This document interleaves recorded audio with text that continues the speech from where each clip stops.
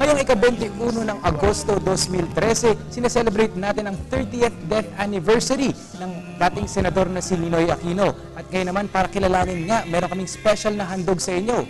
Panoorin natin ito.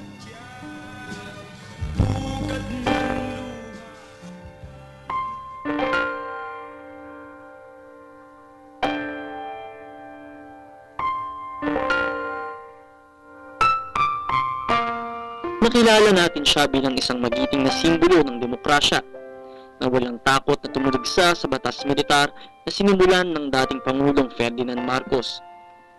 Matapang, dedikado, karismatiko, hayagan kung magsalita at matalino. I told them, where can I have my operation? Dito lang po, sa heart center. And that's the heart center of Imelda Marcos. Yan si Benigno S. Aquino Jr.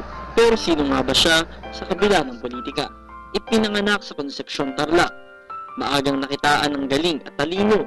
Nakapag-aral sa mga kilalang prominenteng paaralan sa bansa. Subalit ayon mismo sa kanya, isa lamang siyang pangkaraniwang estudyante na may gradong bihirang umabot ng 70. Sa edad na 17, si Ninoy ang pinakabatang correspondent sa digmaan sa Korea. Ipinadala siya doon ng Manila Times at dito, nasaksihan ni Ninoy ang mga di magandang dulot ng digmaan.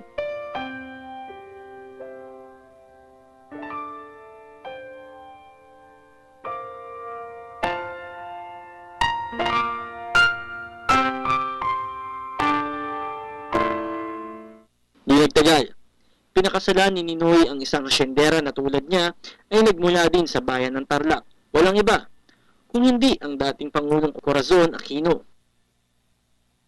Naging matamis ng dalawa.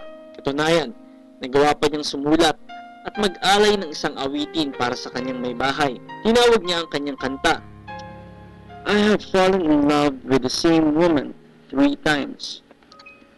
I have fallen in love with the same woman 3 times. In a day spanning 19 years of tearful joy